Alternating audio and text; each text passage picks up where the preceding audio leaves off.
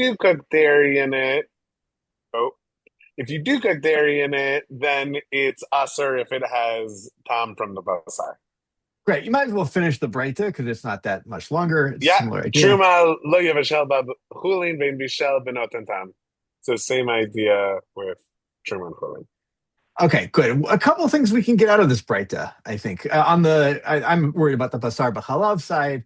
Um, if I have a kedera that I cooked meat in, and I did not, I can't cook, I cannot lechatchila cook milk in it, right? And if I cooked it, it's been tentam. So first off, what doesn't this breita tell us about the meat cooking and then the milk cooking?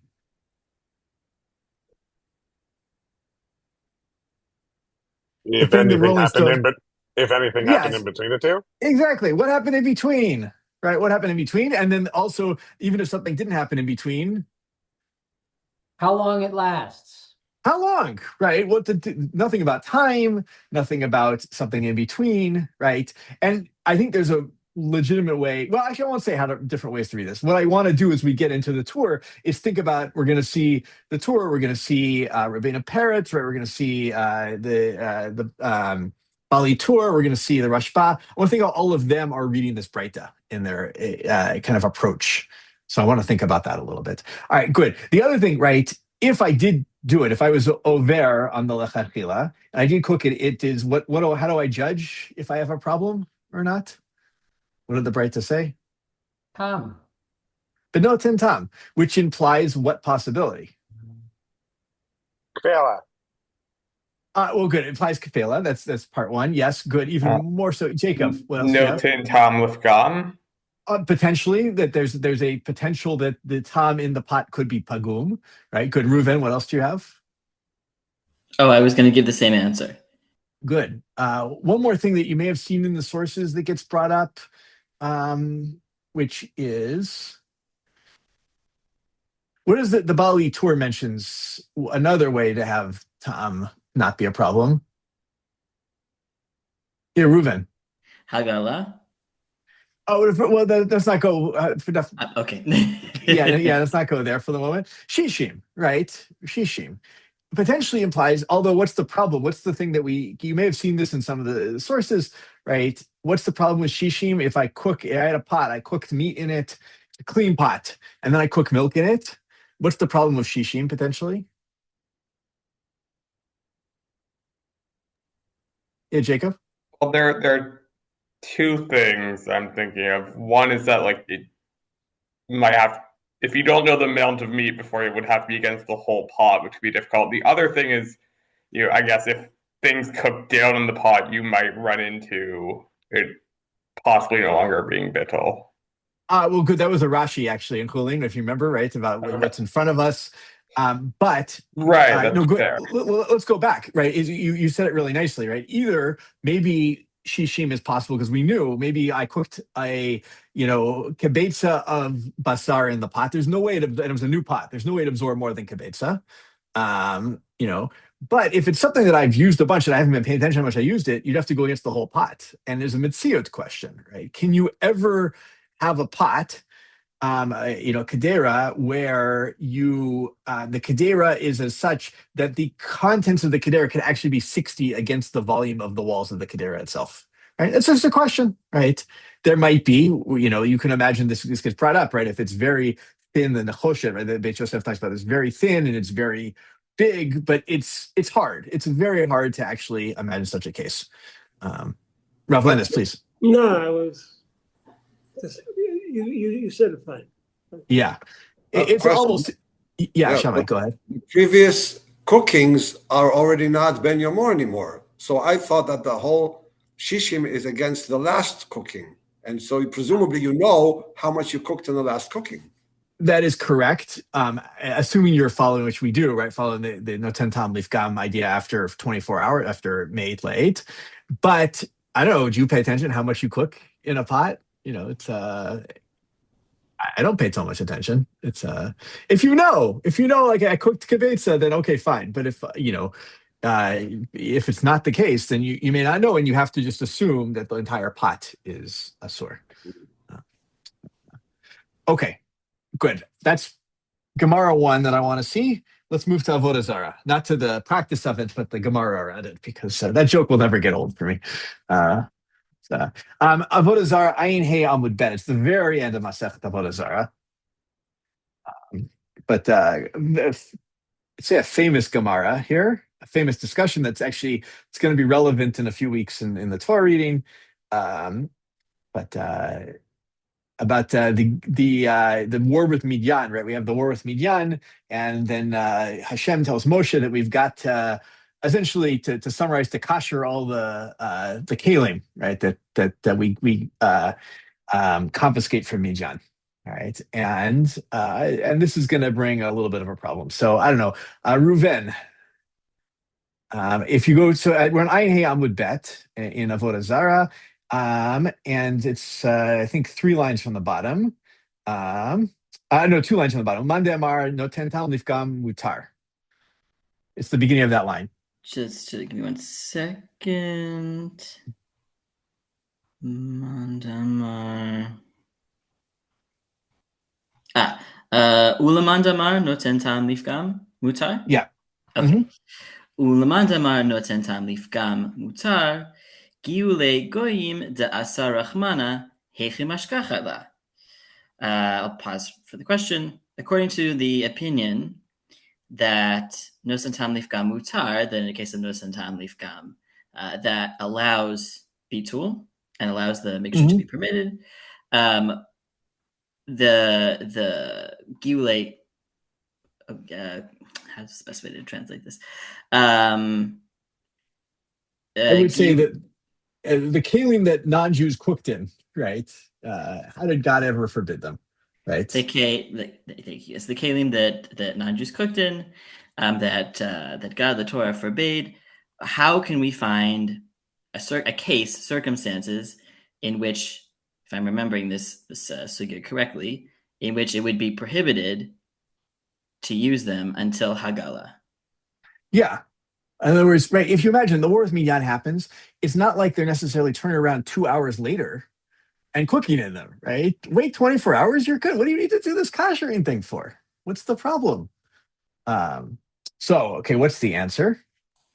Amar Rav Chia bered Rav Huna la asra Torah ella kedera bat yoma delav nosen tam lifgamhu. So Rav Chia, son of Rav Huna's answer is that what the Torah is prohibiting is only a kedera bas yoma that was still used that same day, that had been used within that same day, because it's lav nosen tam lifgamhu. It doesn't, the flavor it imparts is not lifgam, is not to the detriment of whatever is, I guess here it would be the detriment of the pot itself, such that next thing you cook inside of it. I would say to the detriment of the food that you cook in the pot, but although we've seen that here, it's like it's in all food, so it itself is a completely pagum flavor, right? After 24 hours, the flavor in the walls of the pot, this is good. I'm glad we can clarify this, is bad. It just goes bad, right?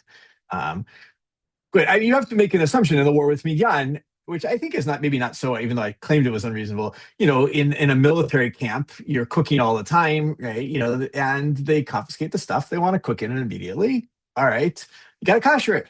So, all right, but now wait a second. So what about nowadays, right? I have a pot. My non-Jewish neighbor gives me their kli. Forget for the moment questions of tefillat kalim, right? Let's say they lend it to me, right? So I don't have to do tefillah. Then why would I have to kosher it? Just wait 24 hours. But we know the halach is I have to kosher it. So why? So keep going in the Gemara. Mikan ve'elach lishtri. So from here on out, from that point on, let it be permitted. Let the gezerah be permitted. Mm-hmm. Why isn't it permitted? Gezerah kedera she'ena bat yoma mishum kedera bat yoma. So we make a gezerah on a kedera that is ena bat yoma because of a kedera that is bat yoma. Good. Don't worry about the other opinion because we're not going to paskin like that. So we'll stop there here. Okay, so the whole thing about koshering a kli is because within bat yoma, which we haven't defined what that means, and there's a little debate, but for the moment, but we know it's going to be something that's been used in the last 24 hours is the way we're going to paskin. Then a kli that has been sitting out longer than that, lechatchila, you need to kasher it because of a gezerah, because of those that have been used in the last 24 hours. That's the way this plays out. Okay. I want to see a little bit of Tosfot too. It's on this page. It's the last Tosfot, and there's only two, I think, two on Ayin Vav Amud Aleph. Mikan ve'elech lishtare. So this gives a little bit of a theory here. Let's see. Maybe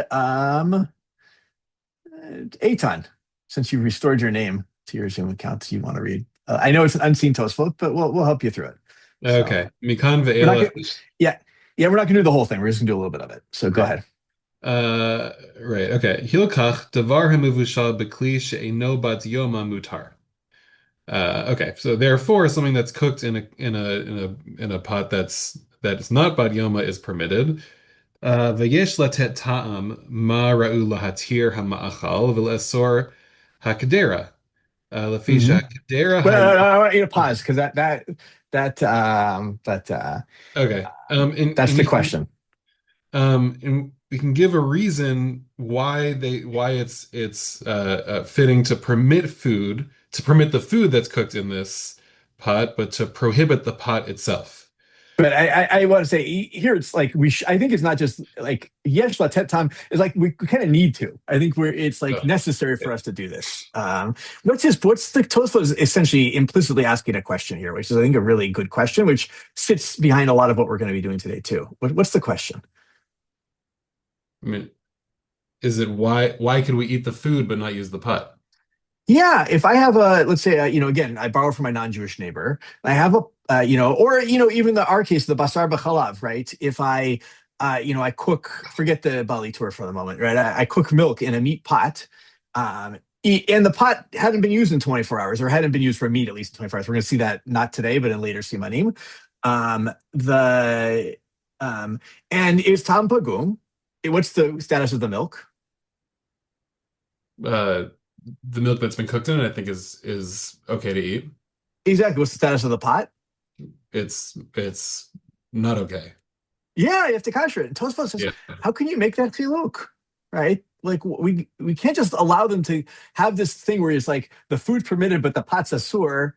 That's going to confuse people, right? People are going to, I think one of two things is going to happen. Either they're going to say the food's asur because the pot's asur, or they're going to say the pot's mutar because the food's mutar, right? To tell people that you cook something in a kli and the kli is asur but the food is fine is confusing. And so we need to give a reason. How does this work? Like, how can we say those two? Mimai nafshach, right? What's going on here? I don't think we can let people just sit there with these two opposing ideas. All right, so now Tosfot's going to give an answer. So keep going. Lefisha kdera haya ba isur gamur tchila, aval hama'achal lo nivla bo isur me'olam. So the answer is that it's because the pot had like real isur from the outset in it. But the food wasn't, the isur never actually absorbed in it at all. Good. That's all I want. That's right. There's more to doing Haggalah here and so forth. But give me a summary. What did they just answer? Well, I think the answer is like there's a difference now between the walls, what's happening with the pot itself and what's happening with the food itself. What's happening with the pot is like inside the walls of the pot now there's a forbidden mixture. And so the walls of the pot is asur, but the food actually never absorbed anything. So even though the walls absorbed something that now makes it asur, the food itself didn't do that same absorption, and so is mutar. Good. I would claim this is, if you saw shame isur alav, right? The pot has a shame isur, right? The food never gets a shame isur because it never absorbed anything asur. Rav Nachum, please. What would you say it implies about a milk pot, which you then put meat in and cooked it? I know. Go ahead. Which is not technically the milk is, you can't use those words about the milk is not an isser. Yes. Yeah, exactly. I think it actually in some ways strengthens the Bali Tour's opinion, even though Tosfot don't agree with it, right? Of actually maybe there's no problem with using that for either milk or meat. And the other thing is that, well, now it has a shame of being a pot that absorbed meat and absorbed milk, and so that is kind of a shame Isser on it, even if there's no actual Isser in the walls, would be the other side of it. So, but I think it's a great question. I think, and here it's good to point out that we're not dealing with Basar B'chalav, we're dealing with, Shar Yisurim.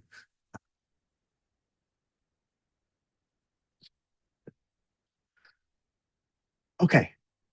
Anybody want to add anything? Rav Landis, please. Oh, Rav Landis, you're on mute, though. All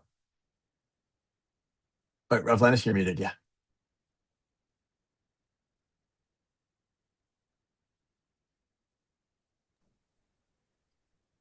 I just wanted to say that I agree with you because the notion of shame source sometimes operates alone. And, sometimes operated, but it's a dangerous concept because a lot of Lashon Hara out there, even on pots. No, I'm serious, but Yeah. but in terms of lumdus, it does have reverberations. That's all I was going to say. Yeah. I also I do want to point out that's the interesting thing to me that I was thinking about with all of this. It's not, and we'll see this with the Rashba, it's not clear that the Gemara requires that you have meat pots and milk pots. It just requires that the pot that you cooked meat in, you don't cook milk in at some point, right? We don't know what that timeline is. We're going to see as we play this out. A way of understanding it would be, I have meat pots and I have milk pots. Another way might be the Rashba, right? Which we'll see, which would be, well, what is the Rashba? Let me ask, what's the Rashba seem to imply?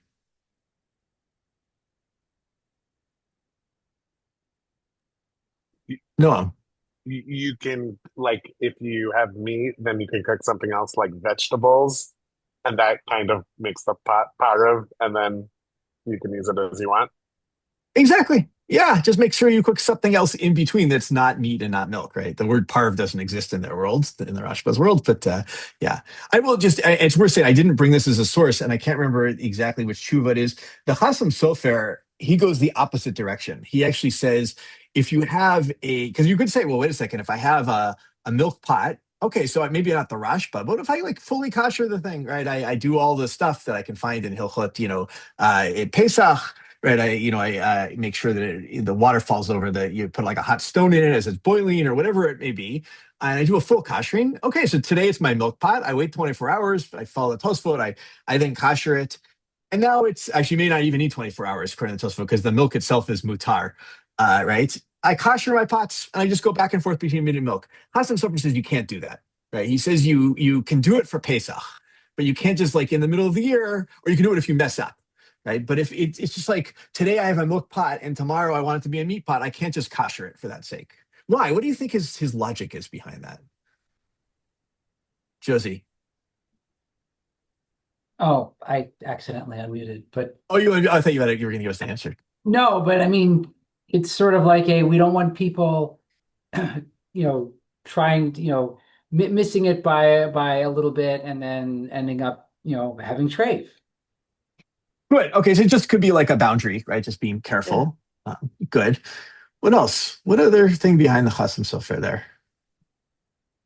Yeah, Eitan. I can imagine it's sort of just in everyday use of things. It would be very easy if you have a pot that you've always used for like your morning oatmeal with milk, and suddenly you're like using it for chicken soup. It's easy to forget and then make a treif. Good. What do we see in this week's learning that is similar to that, but it's not the pot itself? I think that maybe the driving force between another chumrah, like what the Ramah calls a chumrah with below tam. The whole lid thing, whether or not you can swap lids.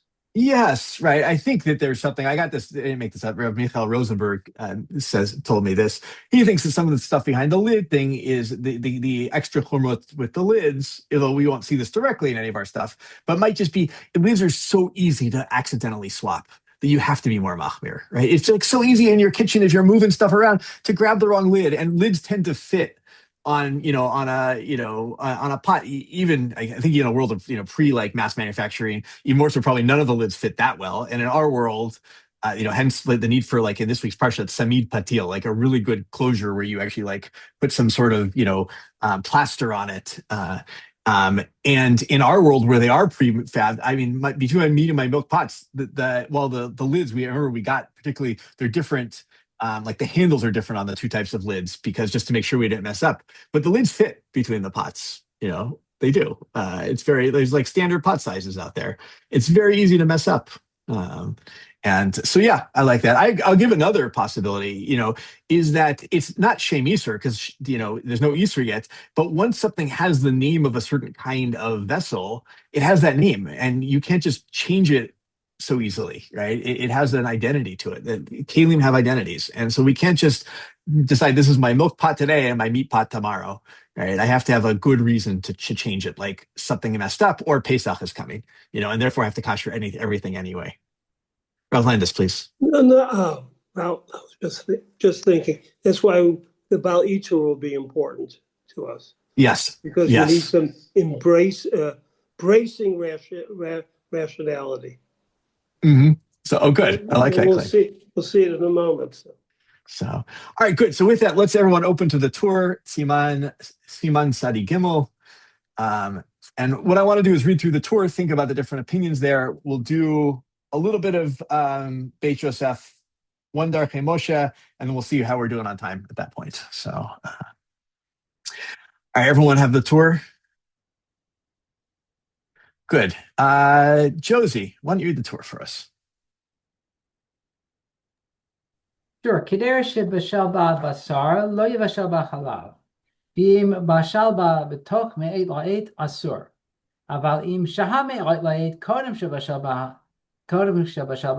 hava le'noten ta'am livgam umutar. So a pot that you cooked meat in, you can't cook dairy in, milk in literally. And if you cooked within me'et la'et, 24 hours, the milk is forbidden.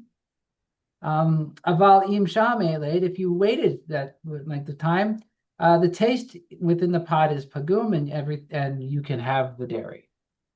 Great. How does this compare to the Braita we read? What's he changed? What's he left out? Well, he just mentions explicitly ta'am livgam.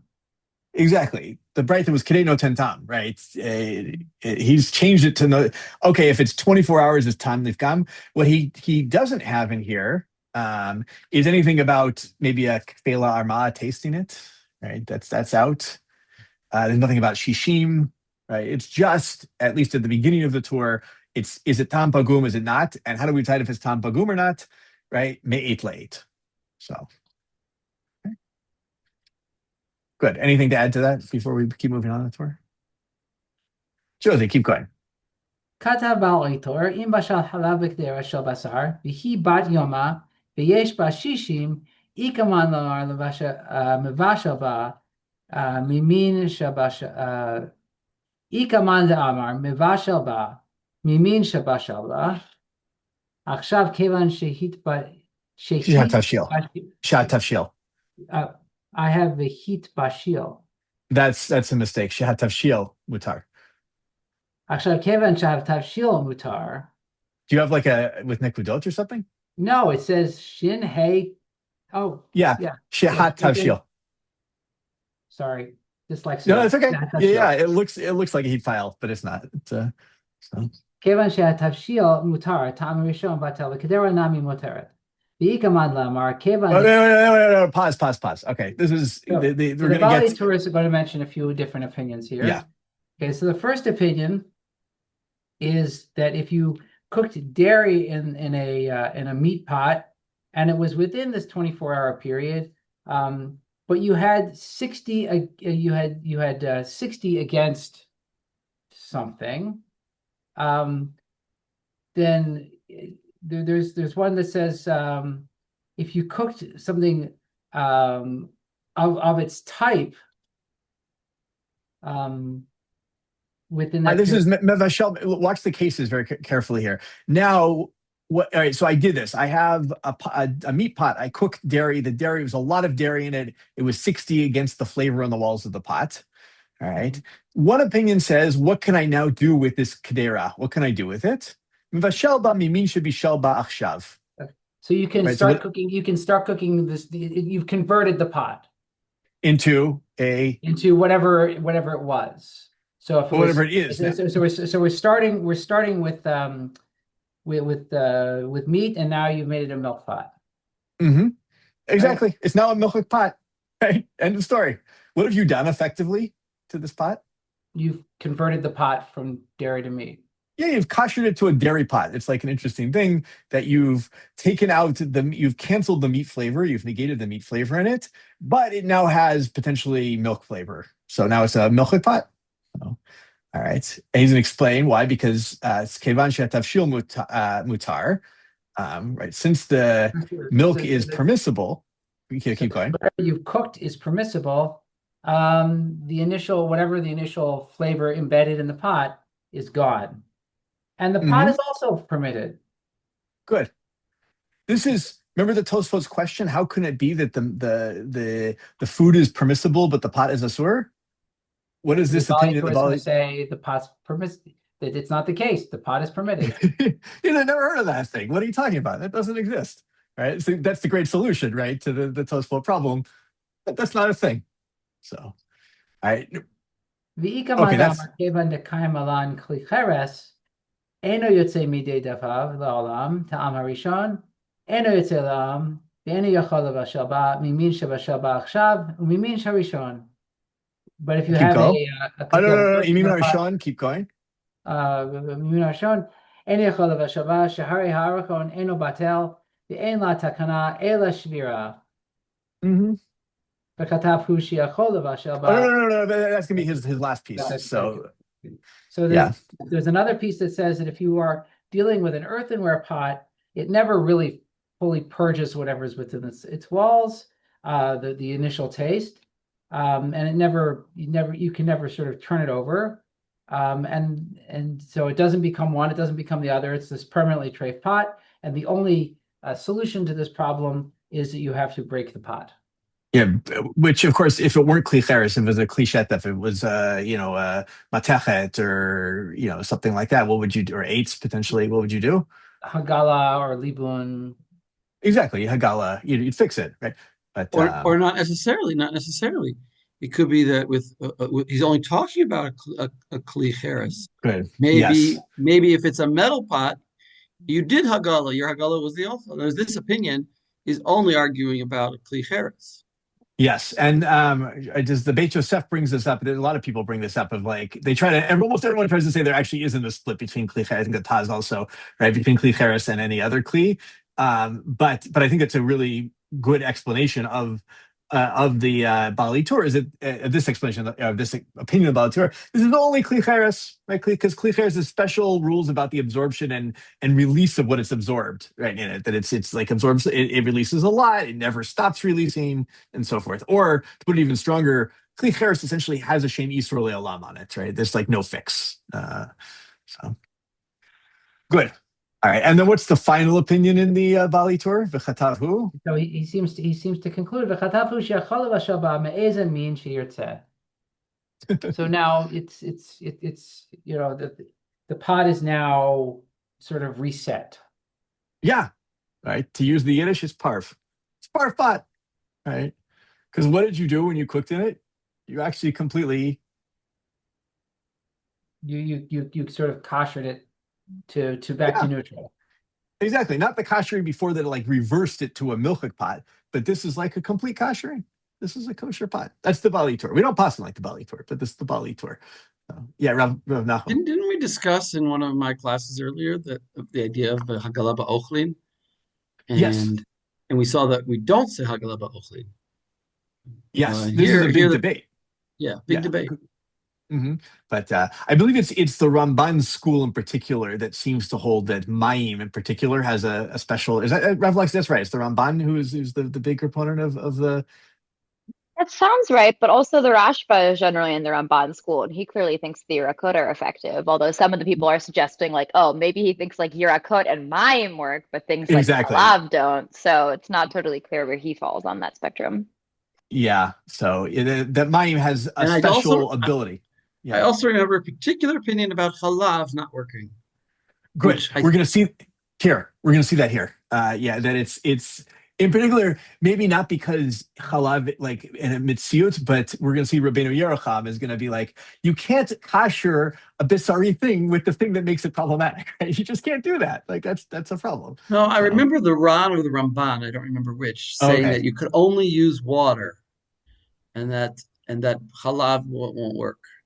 I think it's the run, if I remember correctly. Right. That sounds like the run to me. But Yeah. so yeah, this is going to be. This is one of the interesting things in this siman. We're actually getting a lot about kashering, about hechsher kalim in it as well, because really the whole question is, when I cook the wrong thing in it, have I somehow managed to fix the kli? So, all right, now we got to get the Rabbeinu Peretz opinion. So Josie. ואני תמה, אך מותר לבשל בחלב, וכי עדיף מהגלה דאפילו הגלה לא מהנה לכלי חרס, שפוליט תמיד מעלה. So מעט. Yeah. I'm sorry, מעט. I'm sorry. So this is surprising to the Torah, who says that how you can do this, that this is somehow better than Hagala, and that Hagala isn't effective on earthenware ever. Yeah, if you saw the video, Joseph, he's got an interesting question. Not just him, as a few people have on the tour. Like that's the because which opinion? Well, let me ask it this way: which opinion of the Bali tour is he surprised by? He seems to be surprised by the conclusion. No, I don't think it's the conclusion. I think it's the first one. Right? He said, "Hayach mutar levashel b'chalav." Right? How can you now cook milk in it? Right? That's the mimin should be shel ba'achshav answer. And everyone says, wait, that's what bothers you? He just says the thing is completely kosher in the third opinion. Like, how does that not bother you? Okay, we'll leave that as a question. You may have seen some answers. But the Torah doesn't like this idea that he had essentially just told us that a kli cheres can be fixed. Right? Did anybody see? I sent you the Bali Torah. What's the Bali Torah's opinion about kli cheres if it becomes problematic? Jacob.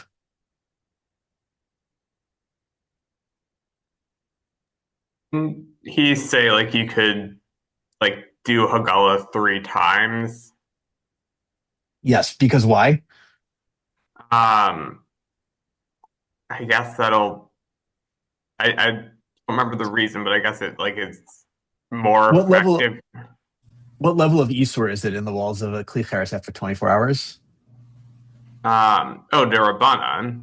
Yeah, it's a gezerah because of lest you cook within 24 hours. He says this is a complete b'diavad situation anyway, right? It's a derabanan Isur. Okay, so do Hagala 3 times, you're good to go. So, the Bali tour has a different take on all of this to begin with, right? So there is, by the way, there is one place. This is like a little bit of a trivia question, but I think worth noting. One place that I know of, at least, there may be more, where the Shulchan Aruch actually does say that Hagala 3 times on kli cheres does work. Anyone know? Bishul Akum. The Chaber brings up the idea that there's 2 opinions on Bishul Akum. One opinion is that Bishul Akum does not oser a kli, but there's the other opinion is that it's oser. But he says, even though Bishul Akum could oser kli, even kli cheres you can fix by doing Hagala 3 times. So it's worth looking at. So that the idea of Hagala 3 times exists. Yeah, go ahead.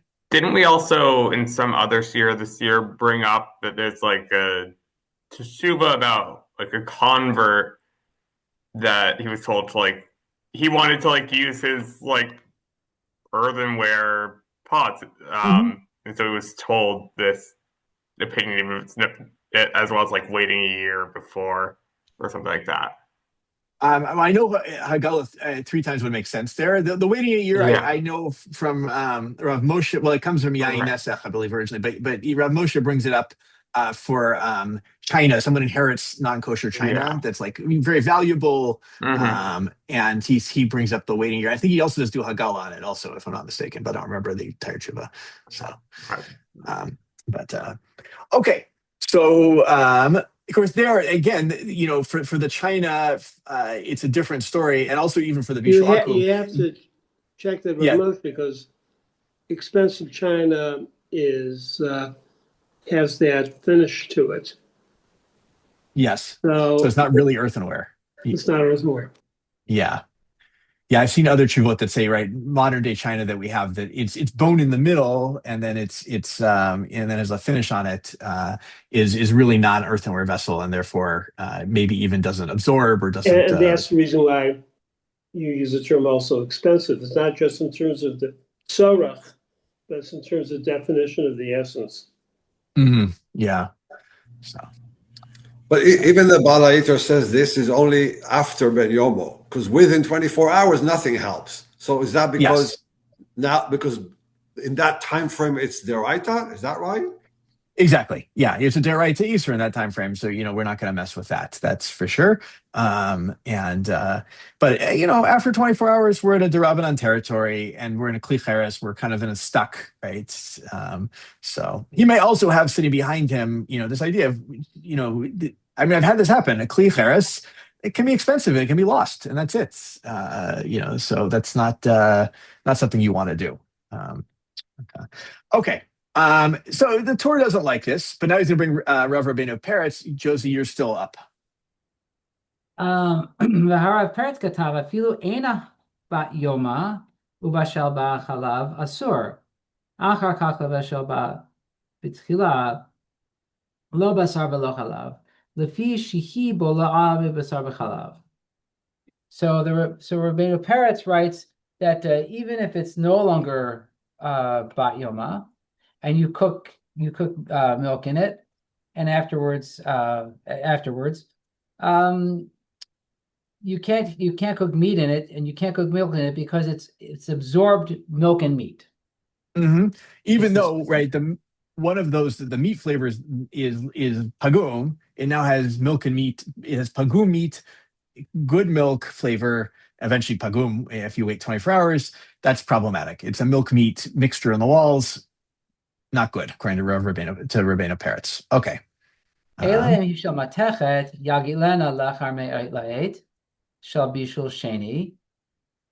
But if it's a metal pot, you can wait 24 hours and then do hagala on it.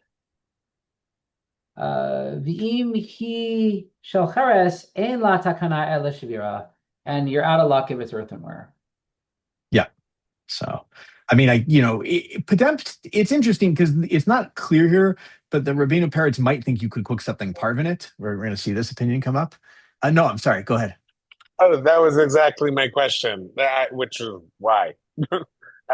Yeah, good. I think that the Reisha and the Seifa don't quite match here. It sounds from the Reisha like you could cook, I don't know, vegetables in it, something like that. He says you can't cook basar halav, but you can cook something neutral. But it sounds like the end that you got to destroy this kli cheres. So what answers could we potentially give here? What is he just? When he says not basar, not halav, he means not anything, right? That's one positive. What else, Jacob? What else can we say? Sorry, wait, when I say why, I mean, I was understanding that he's saying you can cook something part of, but I was wondering why is that different from cooking meat or dairy? Good. Let's actually ask it now. Why? Let me ask to the group. Yeah, Jacob. Yeah. So is it that if we're in the realm of like the Tor and the Chaber, then there's more halachic room to use a kafela, and so that wouldn't work with milk or meat if it's like this milky, meaty flavor. But with other things, maybe it could be batil with that. Well, let me ask it this way. You may have seen this. What happens to flavor as they go through different steps? I mean, it gets diluted more. Yeah, it gets diluted. And since the truth is there's no real Isur flavor in the walls of the pot. It's bad basar and chalav, right? It's not actual basar and chalav. You can then make claims that this is like a not bar not situation. And therefore it could be mutar. Right? We'll see that when we get to the mechaber. God willing. It's looking at my time. Yeah, but yeah, it's every step weakens the flavor, but that only works if there's no shame Easter on it, which may not work in this pot because there might be a shame Easter on it. It's like depends how you want to look at it. So yeah, Reuven. I'm sorry if this takes us too far afield, but I still don't understand why, if filu eina bat yoma, the meat flavor is pagum. What is the issue? Is it Good. because pigum is not really bitul, or I don't know? I'm struggling with the issue here. I mean, there's still meat and milk in the pot. Even as pagum, it's yes. Is it mutar? Yes, but it's like a meat milk pot. That's like pretty problematic. So it's still there, even though it's right. Yeah. But you can understand the people, the going the other, the really the first answer in the Bali tour, it's just like, yeah, but the meat was pagum. So whatever. It's never Rav Nachman, please. Yeah, but we have a skazera of Eino Ben Yomo Atu Ben Yomo, which means that if it's a pot that has milk and meat in it, even if it's pagum, but it's still usher because we treat it like it's not pagum. Yeah. And now it's not pagum, milk and meat, so you can't use it. You have to hagala.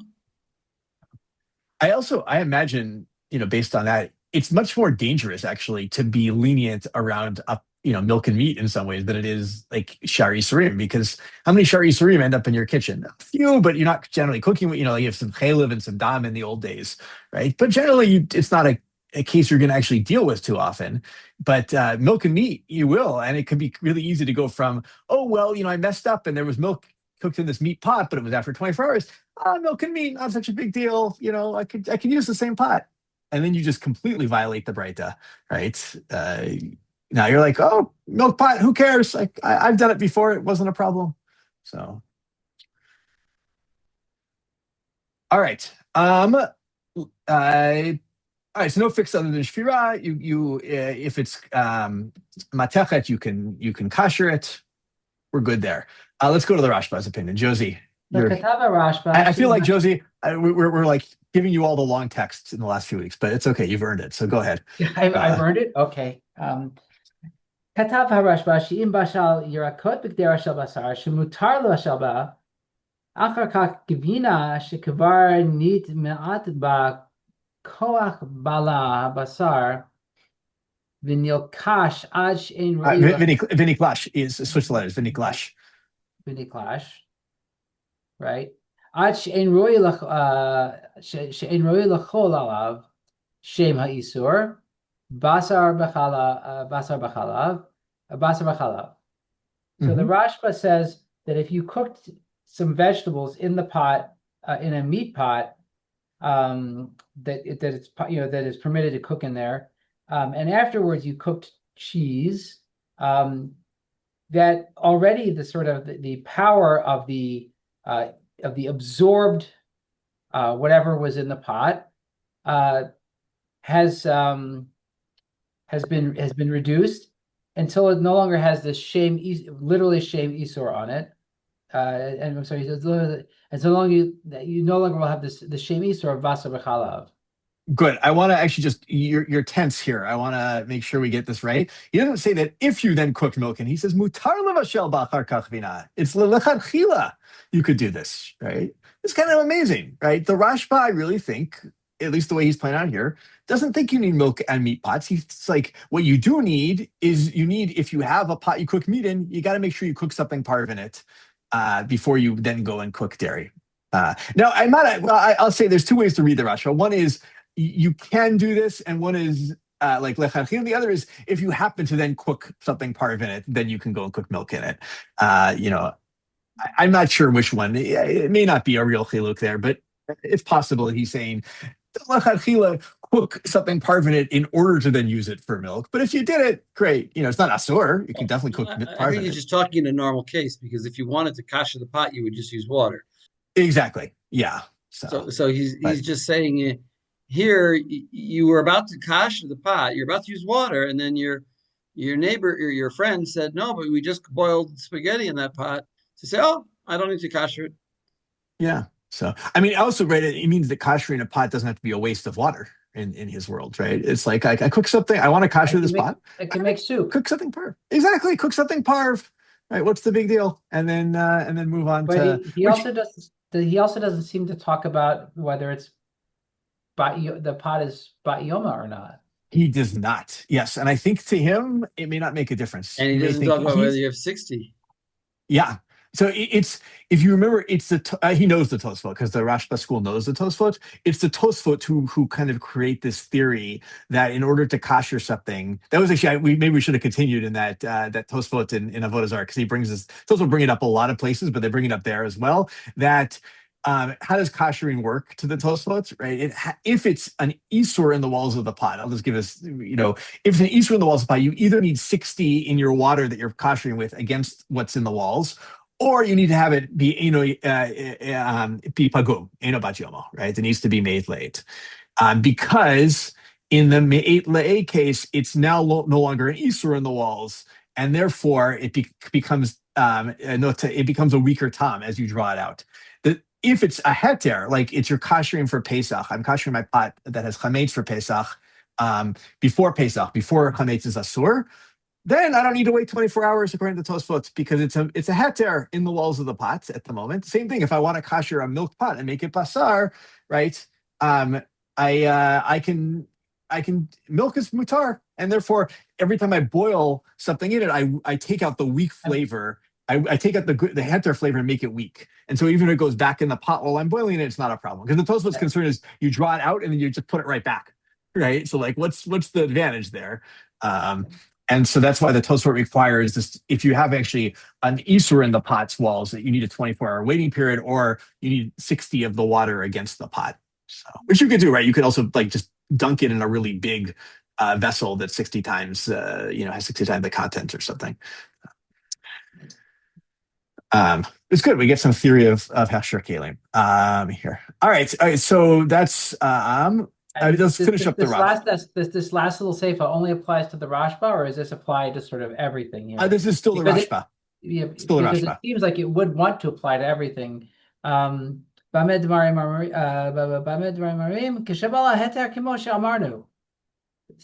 it's all this stuff is otherwise permitted to you. Aval bala davar asur leolam hu bisuro ad shiagil haroi lahagil v'yalbein haroi lalabein adkan. So this is the Rashba, but it really feels like it wants to apply to the whole thing. It says if you have something forbidden, for example, treif or I guess truma if you're a non-Kohen. Or basar b'chalav in the walls, right? I cooked basar b'chalav together somehow, right? It's or one right after the other. So. Right. So it stays. None of this cancels out the isur. This is really only a case of basar b'chalav. This whole discussion, until you boil it in the way that it's supposed to be boiled, or you heat it up to white hot in the way it's supposed to be heated up until here. This is great.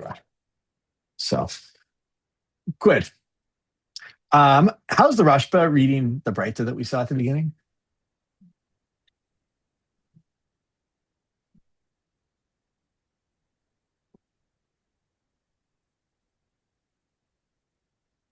Relevance, did you want to say something? I'm sorry, it froze up, so I'm not sure where you are right now. I just wanted to say I'm not sure. I was going to say back with the Rashba, there are many achronim who feel that niklash means it still exists potentially as an isur, but it's not strong enough to be osir. That's their havana of the Rashba. Which you mean that the pot would still need to be kashered potentially? Yes. But it doesn't do damage. It's usher by no sir. I mean, they use that language. So that brings us a little bit back to the Tosfot, which really does believe that there's a split, right? That you can have something that is not oser but is itself asur. So. Right. Good. Let's go back. How's the Rashba reading that Breita? If you remember back in Hulin. Bring the text back up so I can look at it again.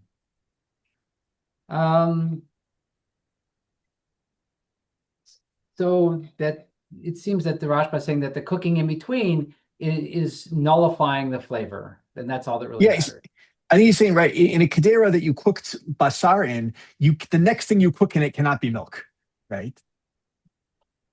The next thing you cook in it can, if the next thing you cooked in it wasn't milk and wasn't meat, right, was something neutral, then you can, right? But the next thing cannot be the opposite. Right? You can't start with meat and then cook milk immediately. I think that's how he's reading the Breita.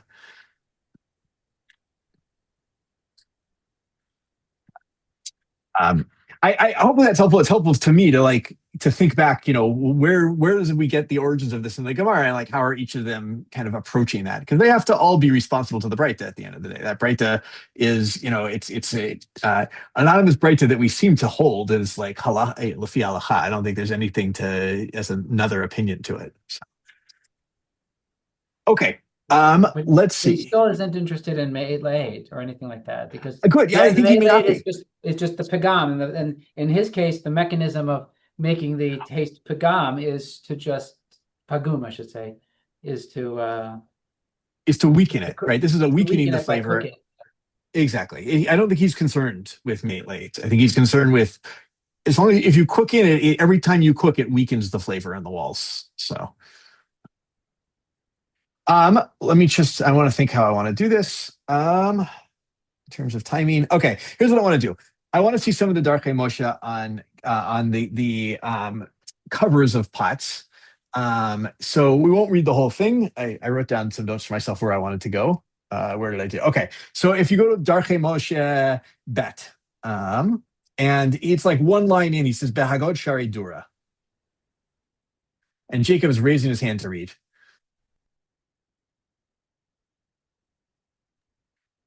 Yes, okay. So, yeah, I'm gonna. At some point, I'm gonna make you skip, but I'll tell you when. So okay. Vago, sorry, Dura.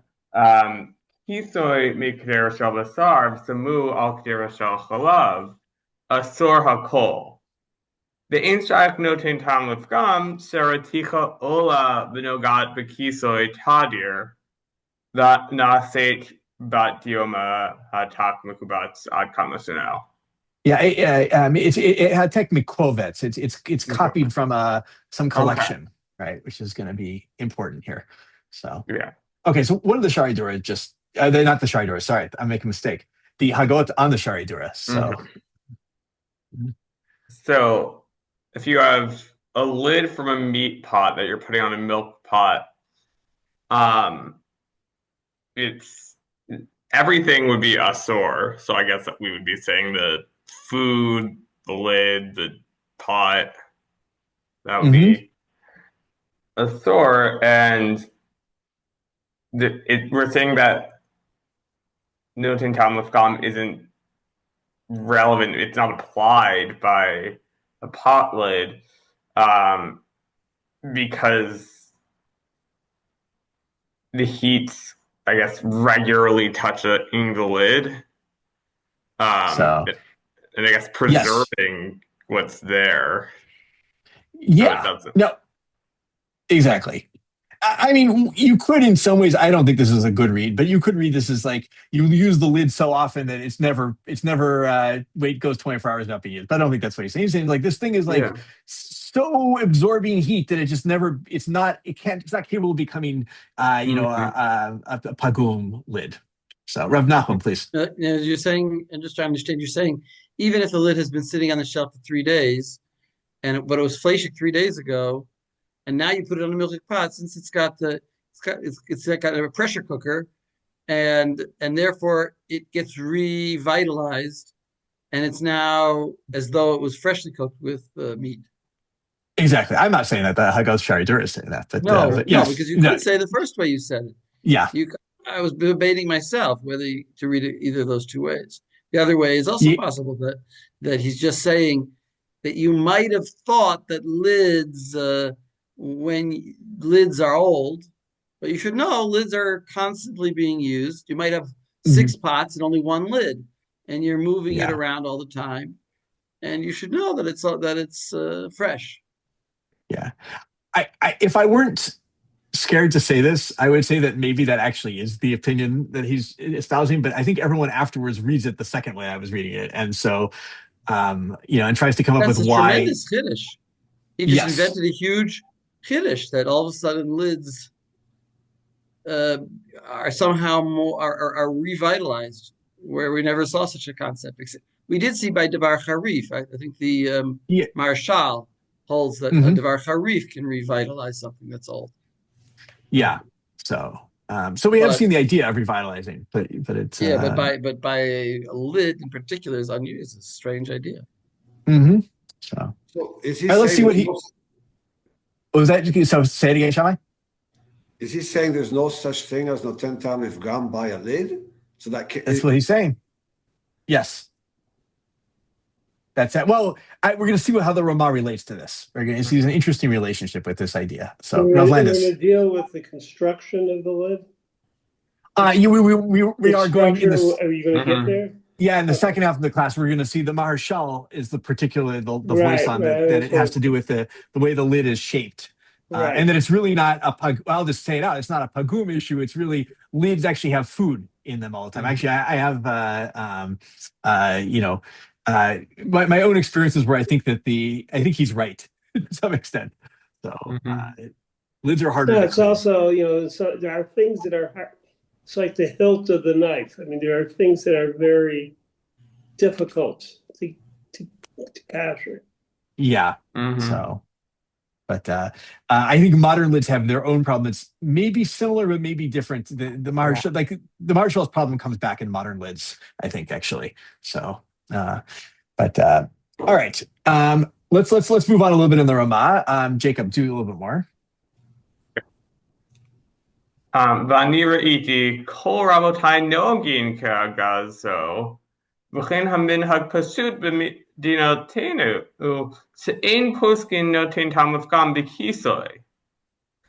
ואני אומר כי דבר זה גורם הפסד ממון ישראל, כי הוא דבר רגיל ושכיח והוא חומרה בלא טעם, כי מי גרע את הרתיחה שאולה מעלה אצל כיסוי מן הרותיו. וגוף המאכל עצמו שבתוך קערה ומבשל בה. Yeah, good. Stop there. So he's saying like all my rabbis did this, and it's a widespread minhag that we say that Notin Tom Gam doesn't apply by lids. But I say this idea, this minhag, causes a loss of money to Israel.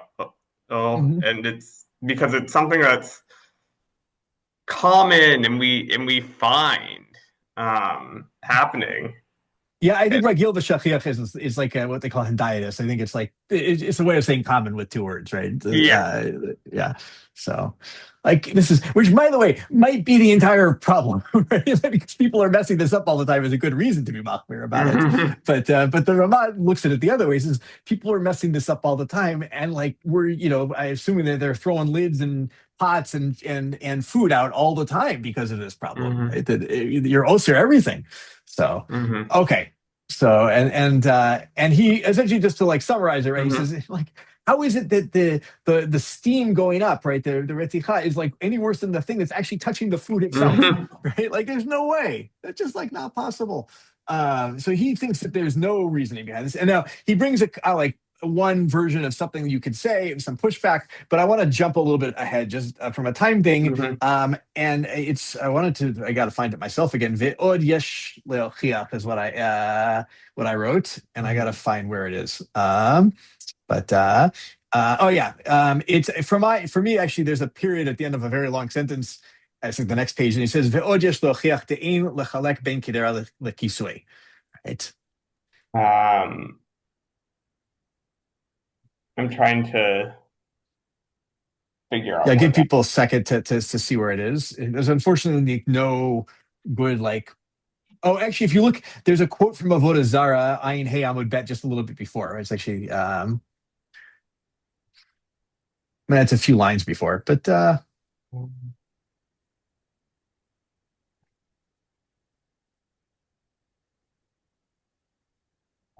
Mm.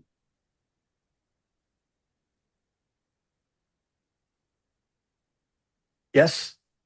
Anybody else have it? Yeah, we got some good. Okay. All right. It's a good time to move readers, and then Jacob will come back to you later. Let's see. Kalev, you said you have it? I do. Go ahead. ועוד יש להוכיח דאין לחלק בין קדרה לכיסוי דאם כן מה משנה גזירה קדרה. עטו Ben Yomo.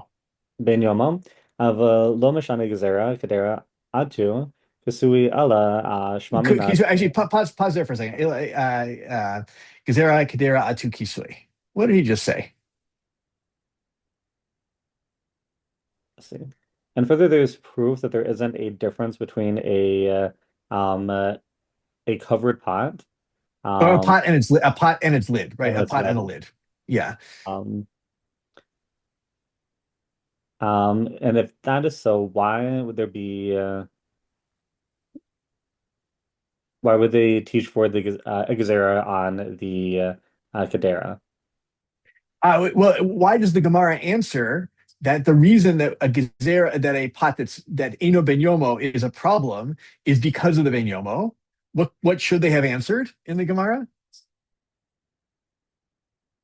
Why is it that we say you have to kasher a pot that's Eno Ben Yomo? Because of the lid, right? If that were a real thing, that would have been the Gemara's answer. Very clever take. It's not very good proof. Because it's a proof from absence. If I have two equal reasons to make a gezerah, I can choose either one. I don't have to say both of them. And secondly, and that's one point. It's not a proof from you can't prove from an absence. And secondly, it could be that it's just like a minhag, and so it's not. And so it wasn't the Gemara didn't have that law, and it's a chumrah. I think that's what he actually really wants to prove here, is that this is definitely doesn't have any car in the Gemara, which you're right. You could have said, well, they're equal answers. I think he's trying to imply that this would have been a better answer, or they should have said both potentially.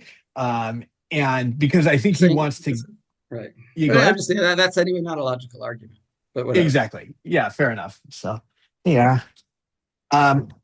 Okay. So keep going, Aleph. Ella shma mina de'ein lechalek.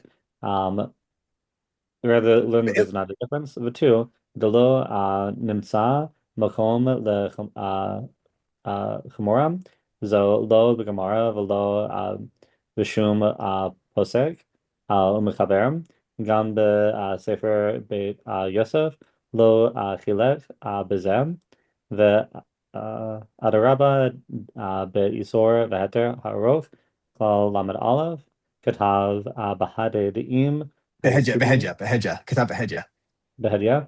De'im hagasui eno ben yomo afilu mesirom atam megedarad mayim nakiim or yerakot rodchim ma'al v'hakadera mutar dahare hakasui eno ben yomom hagasui asor dahare Balam min Hagadera, Al Yodei Ha-Reticha, Adkan Lashonom. I'm gonna pause you there for a second. I just want to summarize this, right? He says, that there's no place in the Gemara we see this chumrah, and no posek, and the Beit Yosef doesn't mention it. And actually, we see the opposite in the Isur Hetaroch, where he actually says a case where the kisui could become asur, but is not oser if it's Eno Ben Yomo. And so, this is good proof against this chumrah. Okay, now let's wait. Can I just? I can't resist pointing out that he mentions here, even if you put it on a pot of boiling water or vegetables in the interim. So you see that he is concerned with that other reading. That the problem is, do you extend the ben yomo-ness of something by keeping it warm with other things, with parv things? Yeah, which we should see next. Is it next week we're going to see this in the question of Basar B'chalav versus, next week that we'll see this versus Shari Surim. So, yeah. Right, but I see it here already. Yeah, no, good point. But this will be a whole question, right? We're going to have of like, if you cook, this is kind of is going to cause all the problems with the Rashba, because there seems to be, the Rashba himself seems to hold this, that if in the interim you cook something, you can actually potentially, maybe not between basar to chalav, but with an isur, you could reawaken the isur. Instead of koshering it, you do the opposite in some ways, actually. Um, but okay, good. And so he says, no, this can't be the case. And then he's gonna really hit it home. The ein lechalek bein kisur kedera. V'gam, I'll just actually let me read it a little bit here. V'gam al haga mikovetz lav mar barav ashi chatim alei. He says, and that the whole origin for this, which is this thing that was copied in the Hagot Shari Dura from some collection. What did Rav Ashi put a stamp on this? Right, it's a quote. It is a quote from the Gemara in a different context. But he's like, who said that this thing that he copied is such a big, is halacha? It's not. Right? You don't have to say that. The adina that we would know that we could rely on it. Ulachach omerani. Right. So here's this bottom line. Here's what I say. Da mekil lo hisid. If you're mekil about the lids of pots, right? An eno ben yomo lid of a pot is eno ben yomo. The machmir, right? Beshalo. If you're machmir on your own pots, talel alecha bracha, right? You'll get a bracha. All right, that's good. Aval ein lachmir b'shel achrim klal. But when you're talking to other people about it, right? When you're dealing with other people's pots, they come and ask you a shaila. Do not be machmir. Right. So you see, actually, really, we'll see this when we see the Ramah himself. This is the Ramah himself. When we see the Ramah in his in the Mapa and the Shulchan Aruch and his Hagat to the Shulchan Aruch, how he plays it out, he'll talk about that. How he himself will axe machmir because he inherited this from his teachers. But that when it comes to cases of need, he's willing to be makil in instructing other people about it. So, you got to keep reading. Oh, you want me to keep going? You got to read a little bit more. Now he's going to tell you about cloud. Now it's general principles of psak, he's sort of saying. Yeah. All right.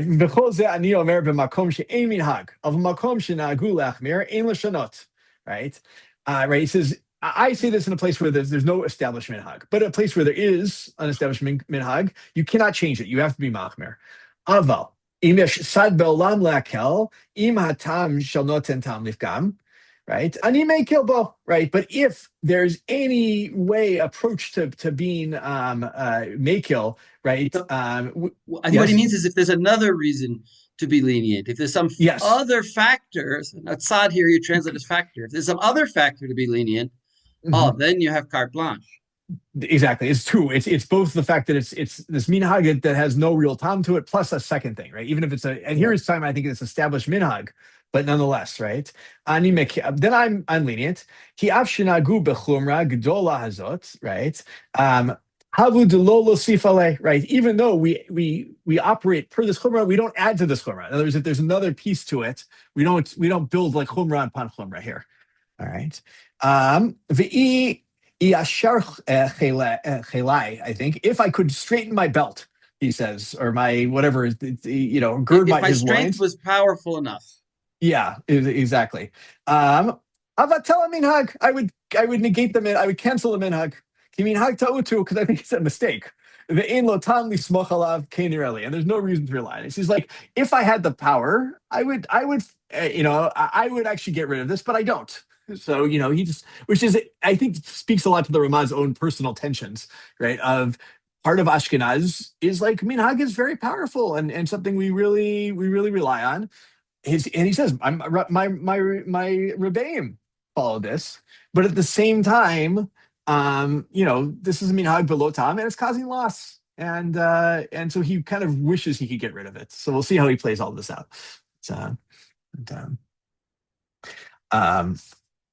Okay, I think this is a good time to take a break, to take a pause. So, and we'll come back.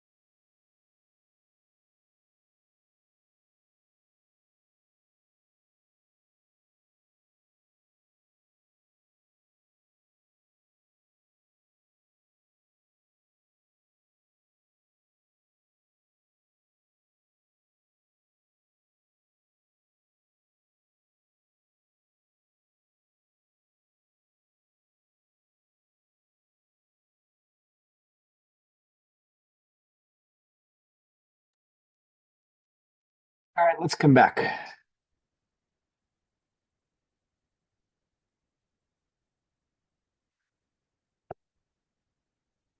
Jacob, maybe it's just you and me. We'll learn some Shulchan Aruch.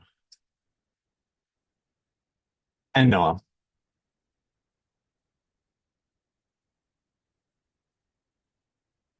We should have a group chat where we can put in the group chat. It's time to come back. Everyone will come back. All right, we're gonna. Oh, sorry, Rav Landis, go ahead. All right, we'll start, and people will come back in as they do. Oh, good, Shammai. I think Shammai, you haven't read yet, right? Correct. Good. All right, so Shulchan Aruch, Tzadi Gimel. I want to see how does he paskin, based on what we had in the tour, and we're going to see the Haggah and the Ramah at the end of it, where he'll deal with the lids question, the Kisui question. So, all right, take us away, and then we'll come back and do a little bit of Nosei Kalim. I don't think we'll have time to go back and do some Beit Yosef, but you never know. אוקיי, קדירה שבישל בה בשר, לא יבשל בחלב, ואם בישל בה בתוך מעת לעת, אסור בנותן טעם. So if you cook meat, and then so you can't cook meat, dairy in that pot, but if it's within 24 hours, then it's prohibited with noten tam. Good. We'll come back. I didn't assign it. We may take a look at the Shach Aleph, just as to like what does noten tam mean here? How do we measure it? So okay. And just look at what the with the Ramah, I don't actually know if it really is the Ramah here. I saw someone who made a claim that every time it doesn't say Haggah, it's not really the Ramah. It's maybe another editor. But I saw this in there's a really wonderful Haggadah from the Ali Zais. Is a Lakewood production, but they had an article in the back where they got into that question. But anyway, so all right, go ahead. Keep going. וצריך לשער. וצריך לשער נגד כל הגדרה בישלו בו בשר תוך מעת לעת מבישול הבשר הראשון. Looks, did you skip somewhere? אבל אם שהה מעת לעת? Where is that?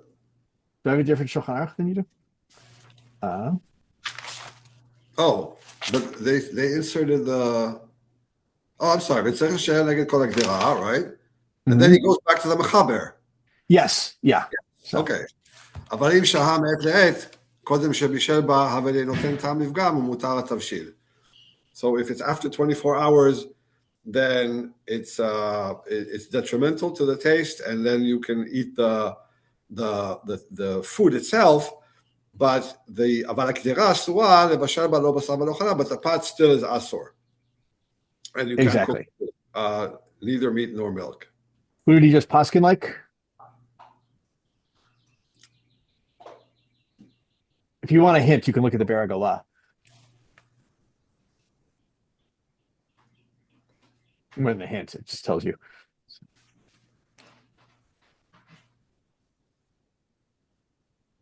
Someone help Shammai out. Who did he paskin like? So that's like noten tam libgam mutar. Yeah, that's not in that. In the end of it, aval hakdera asura levashel ba lo basar v'lo chalav. That's Jacob. Jacob, what do you have? Isn't that the Raspa? It's not. Oh. Eitan. The tour B'Shem Rabbeinu Peretz. That's Rabbeinu Peretz. Yeah. Oh, the tour gave lots of possibilities, right? So it gave all the Bali tour and all that. It's Rabbeinu Peretz, which actually kind of was, if I remember correctly, also the second opinion in the Bali tour that he gave was that if you make this mistake, you can't cook either meat nor milk in it. So, yeah. So when Rabbeinu Peretz came up, we toyed with two different possible readings, which is one, you can't cook anything, and two, you can cook specifically meat and dairy, but you can cook something parav. Yes. And you're saying the Machaber is first of all paskening like Rabbeinu Peretz and agreeing with which of those two readings? Great question. Noam, why don't you read Shach Gimel for us? I got myself in trouble. Yeah. Curiosity killed the cat. Okay. Avala kedera asura levashel ba lo basar velo chalav. Right there. Yep, exactly. Okay. Lefi shehi balua mishnehem. Because okay, already it says like the shach is saying it's the more makel version, which is you're allowed to cook part of things, right? Because it's absorbed in both of them. Right? Well, good. He'll say it out. Keep reading because Okay. it's absorbed. Yeah. Sur Yeah. Lavashel. Same. Yeah. I just want to play that out, right? He's like, because it has meat and it has milk in the wall. So if I cook milk in there, I've now cooked meat and milk. And if I cook milk and meat in there, I've cooked meat and milk, right? It's like it's going to absorb take one of the two out of the walls and make a problem. So okay, but Hiel gacha sur Lavashel ba basar lachatchila afilu achar me'et mibishul zeh. כמו שאסור לבשל חלב לכתחילה בגדרה של בשר אחר מלאה. So, just like you said, you can put meat and you can put dairy even after Ben Yomo period is passed. Okay. Exactly. This is exactly like what Rav Nachum was saying before, if you guys remember, or much earlier in the class. This is the Gezerah, Gezerah atu ben yomo, right? The same thing applies here. Rav Nachum said that to us, and it's exactly the shach. So, okay, mihu.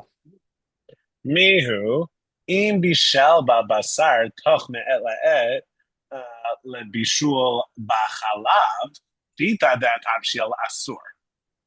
Okay, but if you cook meat within 24 hours after you've cooked dairy, then it's obvious that the food is going to be forbidden. Im bishal b'chalav pshita demutar b'diavad. But if you cook dairy, then it's obvious that it's mutar. Exactly, because remember again, this is a meat pot that you haven't cooked meat in for 24 hours, and you cook dairy in it, right, by accident.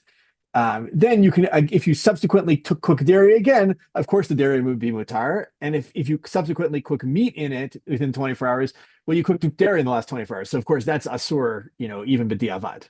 So that's what he's saying. Right. So in other words, if you wait 24 hours after having messed up with this pot with anything, with meat or with milk, right, b'diavad, it's mutar, but lechatchila you can't do it. Right. That's what he's saying.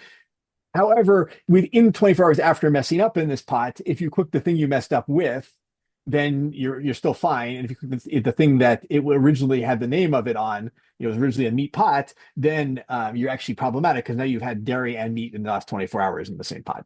So we go back to the original case. Okay, that's all that. Now he's going to get into your question, though. Okay, aval shardar im sheinan lo shel basar v'lo shel chalav kegon yarakot v'dagim v'kiyai gavna. Mutar lavashel ba afilu lechatchila. Okay, so he says lechatchila you can cook things that are not meat, that are neither meat nor dairy.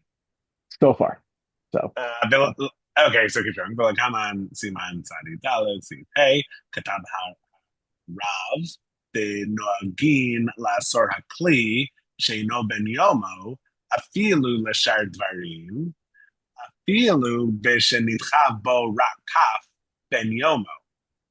So, okay, it said earlier later, in Sadi Daled,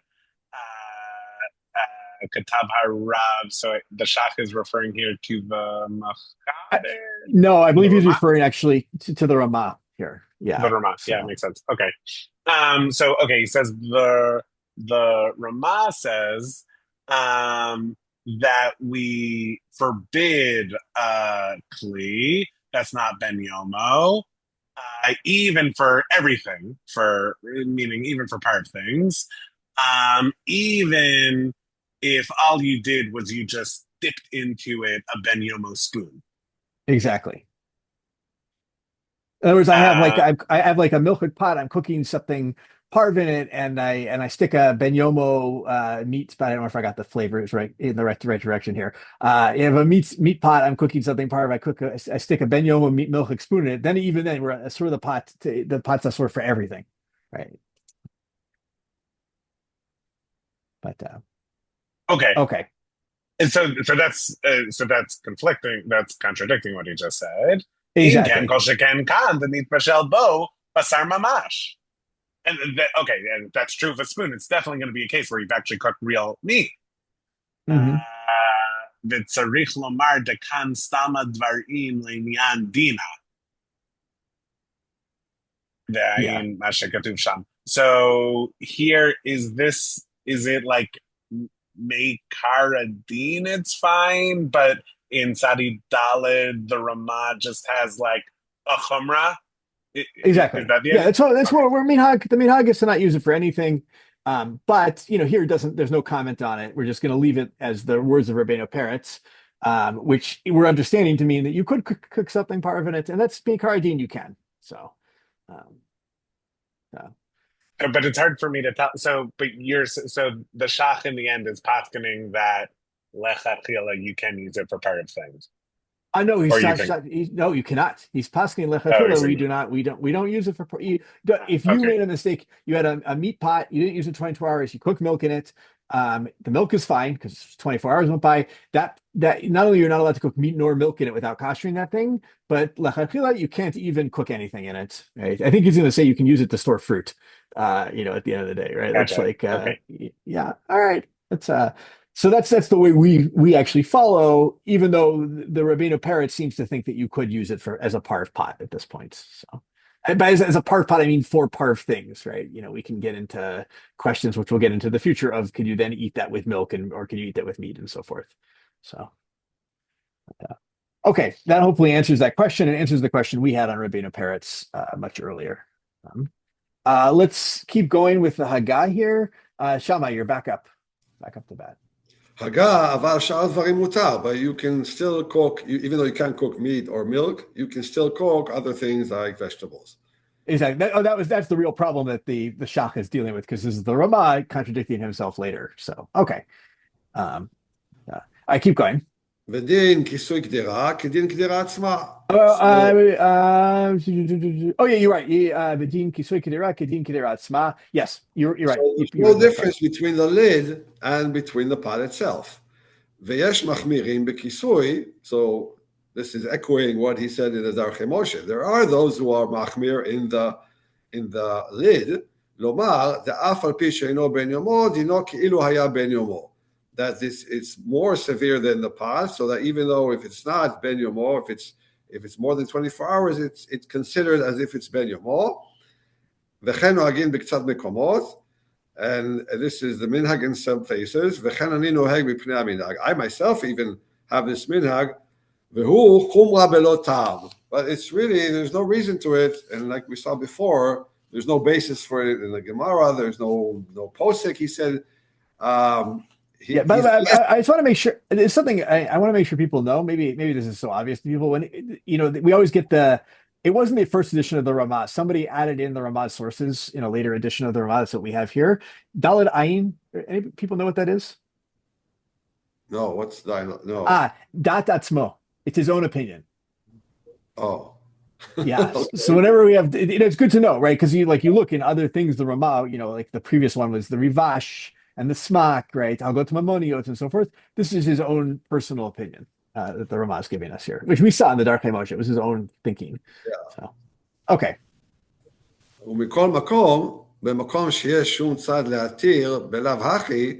So if you have any other reason to be matir, this is the part Rav Nachum made me read, which he was right to make me read. So that's if you have another thing to add to it to make it mutar. Right. Or shehu letzorech Shabbat, or hefsed, or if this is something that you're cooking for Shabbat, or there is a loss of value, going to be a great loss of hefsed mamon. Yesh lehatir im en hakisui ben yomo kmo b'ktera atzma. So no reason to be machmir with the lid. If it's not ben yomo, then it's okay, just like the pot itself. Exactly. Yeah. Mm-hmm. Continue? Yeah, keep going. ואם לקחו כיסוי רותח מקדרה של בשר ונתנו אותו על קדרה של חלב, so if you take the lid, now it's talking about not a cold lid, but a steaming hot lid that is just off the pot, and now you're putting it on top of a k'derah shel chalav. So now there's a question of both of them. What's the status of the basar and what's the status of the pat and chalav? So im shnehem chamim. So if both of them are hot, both the meat pot and the dairy pot, shnehem asurim. Im yesh ba shnehem asurim. Im yesh machal b'k'derah shel basar v'chalav. So they have to have, you see why. They have to have, if they both had, so I have like milk boiling in one pot and I pull the lid off that pot, the milk lid, and I stick it on my meat stew pot, right? Everything is, they're both asur, right? So. Yeah. I say both. The milk pot is probably fine. I haven't put the lid back on it, so that's fine. What he's talking about is the kisui and the pot itself are now asur, and also the contents of the pot. So, okay. ואם הכיסוי צונן והקטרה חמה, נמי שניהם אסורים, אם התחיל להזיע... Yeah, keep going. Yeah. אם התחיל להזיע הכיסוי דתתה הגבר. So if now it's not coming from a steaming pot, the lid is coming from a cold pot, but you put it on a hot pot. Is that to? Exactly. I put on a hot meat pot, right? Yeah. So you took a cold lid from cold porridge, I don't know, cold cereal or pot, and then you put it on a hot meat pot, right? Exactly. Nami shnehem asurim. So still both it's still asur. Im itchil lahazia tachat hakisui letata agavar. So even though you took the lid from a cold pot, it's still asur because once you put it on a hot pot, it started to sweat, so to speak, and then the underneath, what came from underneath that hot pot, the steam is stronger. It overpowers the coldness of the lid. Yeah, because tata gavar, right? That's our rule, is tata gavar. And it's going to go back down. The Shach mentions the Deah has to actually itself be yad soledet bo, right? If it's cold Deah, or not cold Deah, but if it's like it hasn't, you get this, right? Steam happens, even sometimes the steam by the time it hits the top of the pot is cool, right? It has to get to the point where it's hot steam. But okay, tata gavar. Ve'ima kisui cham, let's do the opposite case. Kisui cham v'akdarat sonenet. So if the lid is hot, but the pot is now cold, hakol sharei. Rak hamachal tzarich klipa. So you're permitted to it, but you just have to cut off the layer, the klipa. Im efshar lekalfo. Ve'im lav hakol sharei. So that's if you can cut off that top layer of the piece of meat, then fine. But if you can't, then still it's permitted. ואם לא היה מאכל בקדרה, הכל שרי דהווה כשתי קדרות שנגעו זו בזו. So he's saying the pot, if the pot is empty, then the pot remains kosher. Then you haven't brought any issur to the pot itself, because it's like two pots that have touched each other. Yeah, which in order for two pots to touch each other to have a transfer of flavor, what do you need between the two of them? You need heat. You need not just heat. You need ochel. I mean, you need the food. Yeah. So it's just if I put my kedera on the fire. Sometimes you do this, right? You put you heat the pot before you put any contents in it, and then I put the wrong lid on it, right? Then there's no problem as long as there's no food on either of them, because then it's just a pot to pot transfer, which is nothing. It doesn't have any transfer to it. You can almost feel. I feel the whole thing we said about lids were so easily kind of swapped out. I feel this in this Ramah here, right? He's like, yeah, I like this. People just like throw the wrong lid on things. It happens all the time, and so he's got to go through all the different cases for it. But okay, we pause there for any questions. I want to go back to the Taz in Bet. We're not going to do that whole Taz in Bet. There's like three parts to it essentially, and the third part's the long one, and less what I'm interested in. I mean, interested, but not less what I'm interested in today. So, okay, let's go to the Taz. The Taz and Bet will have. I'll take a look at. Yeah, we'll do. I think like the first two paragraphs here. It's probably take us the rest of our time. Any volunteers? Everyone's read. So anybody want to volunteer? Well, I'll volunteer somebody. Reuven, I'm volunteering you. Taz Bet. This is again about the pot lids. That it's a chumrah belotam in the Ramah. That's what he says. Okay. Vehu chumrah belotam. Rashal perik kol habasar. Siman memzain. Katav. I have Memvav in mind, but I don't know. I didn't look it up in the Rashal. So okay. I think I have Mem. Sorry. Maybe it's I'm an Al HaTorah, but maybe my glasses on. It doesn't matter. We're not looking at the Marshall right now. So yeah, but okay. I should wear my glasses anyway. So you reminded me. כתב שעיקר החומרה דווקא באותן כיסויים שהן קצרים למעלה ויש בהם חלל. ואי אפשר לקנחם יפה מן הרתיחה שעולה לשם, דכל שיש איסור בעין לא אמרינן בנושן טעם נפגע. אבל בכיסוי רחב שיכולה היד לשלוט שם, לקנח יפה, מותר כלשהו. מותר כלשהו אינו בן יומו עד כאן. Okay.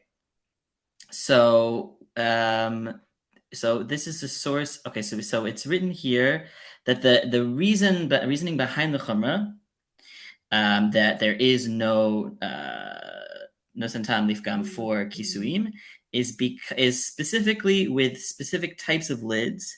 Let me see if I can understand this. So the lids are short on top, ksarim lamala, veyesh bahem chalal, ve'ev shar lekancham yafeh.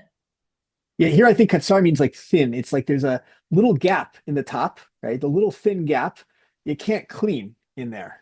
So, okay, because I did struggle to understand this. So it's thin on top, and you can't clean it with a vent hole that he's talking about. It could, yes, it could be. The one thing I was thinking about that I don't know exactly what his lids look like, but the parallel in our world is if you have a lid that has like it's like a glass lid and has like a metal rim around it, and there's like a little gap between the two. Here it's at the top. He's talking about maybe like a vent hole or something like that. But something similar, something that's a narrow place in the lid that you can't get your sponge into, essentially, right? You don't get to clean, that there's gunk stuck in there.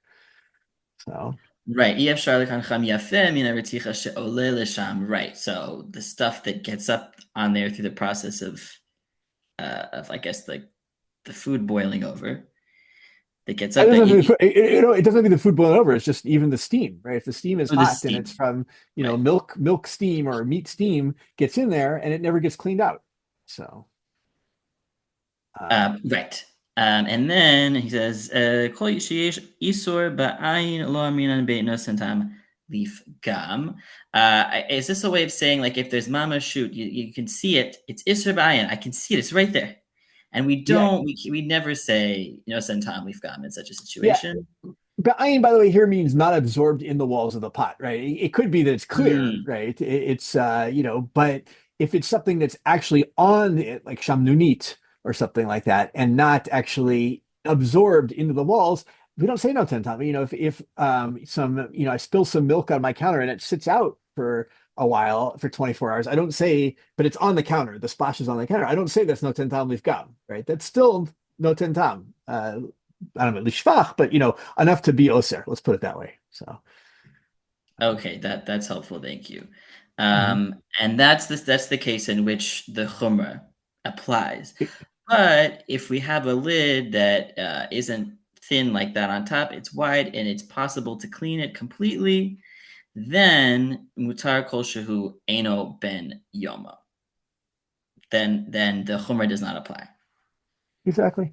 So this is an important principle for any vessel that has hard to clean spots in it, right? Sometimes it's like they talk about patches. They used to patch much more than we do. They used to patch their kalim, but also you have like kalim that have like, different parts to it and they're like screwed in or they're bolted in, right? Those are all places that are hard to clean.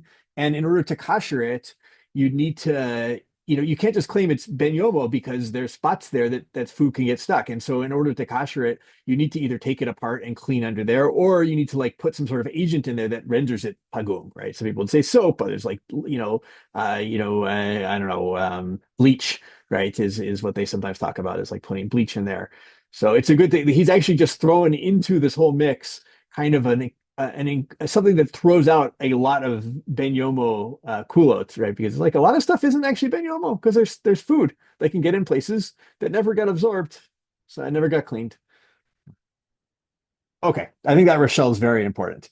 All right, but keep any questions or comments we had on that before we go on to a little bit more here. All right, let's do a little bit more in the Taz. V'nireh lefi aniot dati. I'll get the word right. V'nireh lefi aniot dati linhog bazeh sheyesh l'sha'er im yesh betavshil shishim neged makom hakatzar shebekisui az ein sham chashash isur bekisui tafe mi kedera gam. Rav Mordechai Yofi. Gam, thank you. Gam Rav Mordechai Yofi. Yeah, if we stop there, just explain what he just said, because this is an important Kula version of this whole, or Kula side to this whole thing. Okay, so in my very humble opinion, the practice of how we measure. And not the practice of how we measure, the practice of this whole thing with pot lids. Well, how do we treat this? Is we should make a measurement, right? Okay. So how we deal with lids in general is that we should make a measurement. Okay. If there is within the tavshil shishim against that place, this meaning makom haktsar, the place that cannot be reached for cleaning, and that should count towards the shishim. As ein sham chashash isor bekisui tfei miktera, and then after we made this measurement, there's no concern. I guess there's no concern with this. The kisui, we sort of negated the danger of a kisui over that of a kedera, because we're accounting for that place that's unreachable. Well, I think he's saying the same thing with the kedera. Like if there's unreachable places you can't clean, you made a mistake, right? With it, you first use the wrong kisui or whatever. All right, so take a measurement, right? Say I've got 60 beitsim of food in my kedera, and that little katsar place is like, I don't know, it's not even a beitza, it's like it's a adasha, right? It's like a tiny little place. If that's the case, okay, b'diavad I'm fine. I've got bitul. So it's like we shouldn't just like you say every time we put the wrong lid on, it's a problem. We should, according to at least the Maharshal's logic, we should say, okay, well, let's look at the reality of the case and see, is it possible there was enough food there to be oser my food or not? And that's how we should act. So, okay, now what does the Mordechai Yofi and the Lavush say? The Lavush, I think, is his commentary on Orach Chaim. Each one of his 4 books has a Megillat Esther, right? It's the Ateret Taz on Yoreh. I can't remember all of them, right? They people know this, right? Mordechai Yofi writes 5 books, actually. Sorry, 5 books, 2 on Orach Chaim and 1 on each of the other 3 Turim, and they each have because his name is Mordechai. They each have a pun on Megillat Esther, right? So there's Lavush, right? There's the Ateret Taz. There's others. So if you see those referenced, that's the Mordechai. It's not the Mordechai Yofi, which people just call him the Lavush often. So okay, but he writes in the Lavush. Keep going. Okay, Gam Rav Mordechai Yofi b'levush katav she'en l'chomra shel kisui makom klal. And then what does this stand for? This is Mori v'chami. This is my father, my teacher, my father-in-law, the Bach. Right, the Bach was the Taz's father-in-law. Right. didn't like him that much, supposedly, but okay. But I should pause first because I should Yeah. deal with the Yeah. Mordechai Avi. And he says I understand this as there's no rationale for this. There's no reason Exactly. for this. Yeah. I didn't look into Lavush, but it sounds like he doesn't think that like even the minhag of Chumrah is like applicable. It's just don't treat the Kisui special. Okay. Now what is the Bach right? Umori v'chami zal the Bach katav ta'am lechumra dekisui kevan shereticha ole sham tamid nidbak me'od. Ve'i efshar lekancho hetev.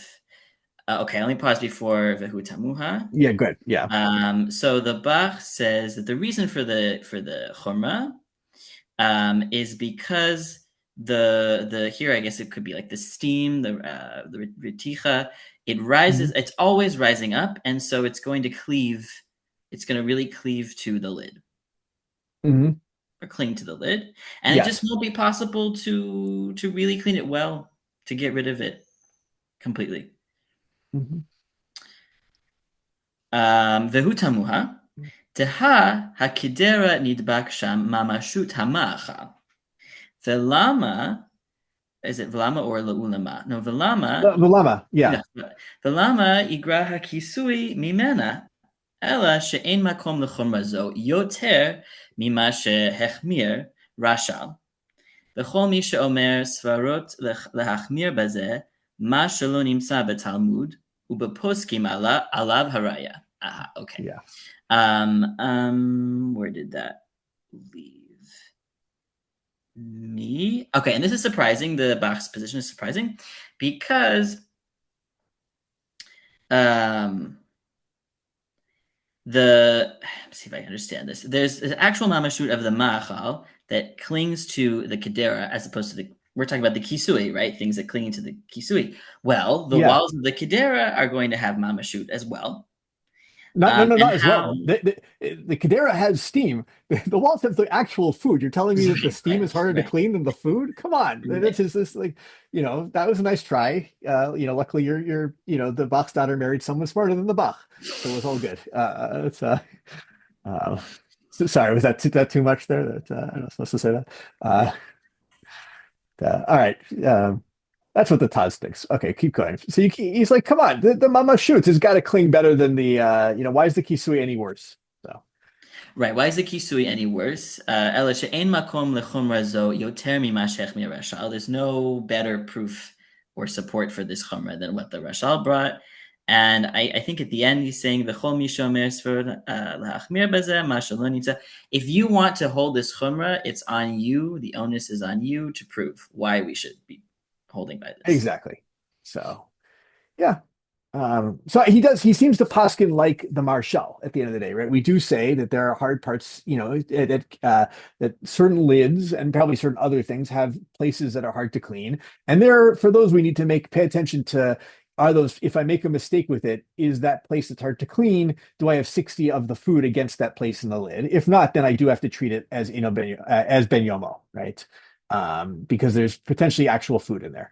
But other than that, he says, then we should not be any more machmir, at least the way the Taz is paskening, than we are with anything, than we are with the pot itself. I just want to, I don't know if we have time to do it. Yeah, you know what? I think we might have some time. We got 10 minutes, 9 minutes. I do have to leave right at the hour. So we can do this. Let's keep going in the Taz a little bit. Let's Rav Nachum. Did you or Rav Hannes have anything they wanted to? No? All right. Eitan, you're going to close us out here. Keep going in the Taz. We'll do part 2. Okay. Katav Hatur B'Shem Rashba, She'im Bishel Yirakot B'Kdera Shel Basar, Shemutal Levashel Achar Kach Gvina, Shekvar Niklash Ta'am Basar V'chule Adkan Lashono. Right, so the Torah in the name of the Rashba that if you cook vegetables in the meat pot, that afterwards is allowed to cook dairy because the flavor of the meat has become weakened. V'hainu b'kli shataf she'ein bliatan merubeh.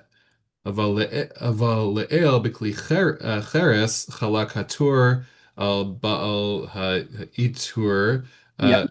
Shekatav Kamar Rashba. So let's stop there before Hakshet. And that's with I guess sort of like non-clay pots where the absorption isn't so much. But when it comes, I guess, when it comes to Kli Cheres, the Torah disagrees with the Bala Itur in rights like the Rashba.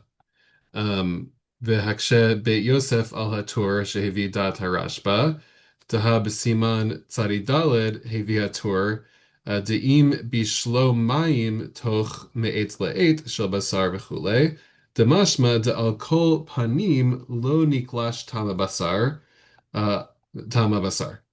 Exactly. Okay, so I think I'll stop there. And where did I start there? Sorry, I'll help you out with this a little bit, right? He says, okay.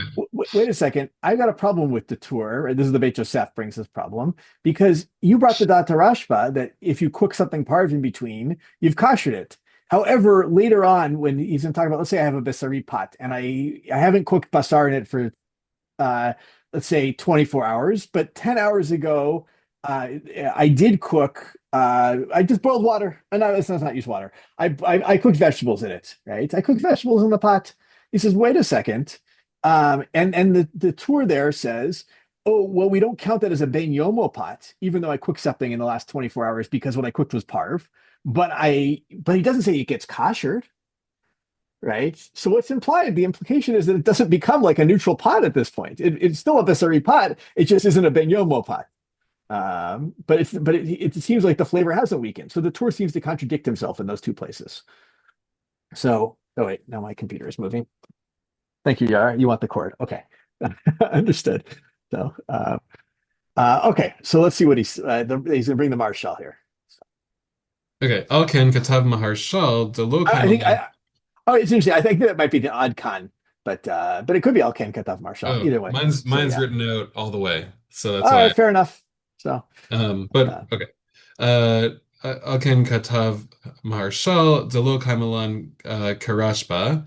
Okay, so for that reason, the Marshal wrote that we don't hold like the Rashba.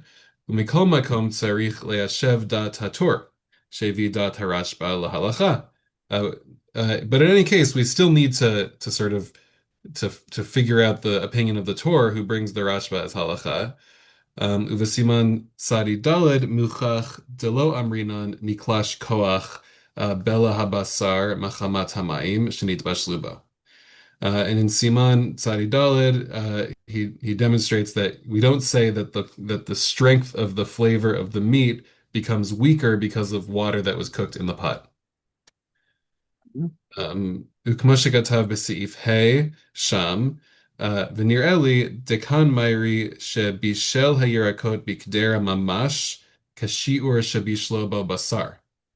And it seems to me that here we're talking about a case where you cook vegetables in the pot exactly as long as you cooked the meat in the pot. Mm-hmm. V'raya shalamdu mimashikatav gebei chataot dechol yom naaseh giul lechavero umistama bechol yom hayu mevashlim chataot beshaveh. Good. I'm gonna pause you there. But okay. We'll do the Mishimachi in a second. I just want to. Here's the case, right? The Gemara has this whole thing. If I have like a spit and I cook a chatat on the spit or like a grate on the spit, and then I wait till tomorrow and I cook another chatat on it, I now have notar, right? I now have leftover sacrifice flavor in that kli, and that's a problem. And it's like, how do I get around that? And it says, no, because I'm cooking all day every day, the flavor just comes out, right? Every day it's like it has its own hagalah is happening. It actually comes out of a whole thing where they say in Kodshim that for like a spit you don't need to do libun, you only need to do hagalah. And they say, why? Oh, it's because the hagalah is happening all the time, something like that. Okay. All right, so now he's going to use that as his proof here that his theory that if you do the bishul that's like equal to what you did before, that it's true kashering. So all right, so mishum hachi, because I lost it, but Mishum hachi have kahagala mamash. מה שאין כן בשאר מקומות, שאירע מעשה שאירע מעשה שבישל מים, ולא נתכוון שיהיה ממש בשיעור שבישל בשר. וזה לא עדיף כהגלה, כמו שכתוב בית יוסף בשם הגת שערי דורה, דמקשה למה לא יהיה הבישול במקום הגלה.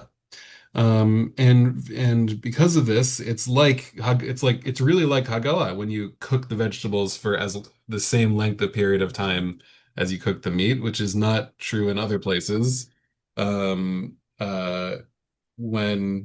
you cook water where you don't actually intend to cook the water for the same amount of time as you cooked the meat, it's not better when you do that. It's actually not better than hagala at all. Exactly. Great. I want to say, as he said, this is not lahalacha, right? We don't paskin like the Rashba, the Tur does, but we don't paskin like the Rashba. But he's trying to make an interesting chiluk here of that to truly fix something, at least to do it through cooking, is what you'd have to do is you'd have to cook the neutral thing for the same amount of time as you cook the thing you're trying to get out of the walls. Otherwise, it's not successful. But if you do that, even cooking food works. And that's, he thinks, is the Rashba's theory as to why, or at least the Tur's theory as to why the Rashba's theory works. That was kind of interesting. Interesting take. It is an interesting, we saw this actually, because there's a whole thing, I think it's the Reef says that Hechsher Kalim, you gotta do Hagala long enough to get the flavor out. And then everyone jumps on the Reef and says, what? How long is that? Right? Here's actually a theory of it, right? A theory is you gotta do the hechsher for as long as you did the initial cooking. So if you're cooking it for, I don't know, 2 hours, you got to do 2 hours of kashering. We don't follow that. That's not how we paskin, but it's just like worth noting that theory is out there. Okay, that's a good close. Thank you, everybody. Shikoch. Sure. Thank you. Thank you, Thank you Shikar. very Hello. much. Thursday. Thank you. Good Right. And I think Rav Lexi's on for next week, right? So, we lost her, but Rav Lexi's on for next week. So. Yes. All right.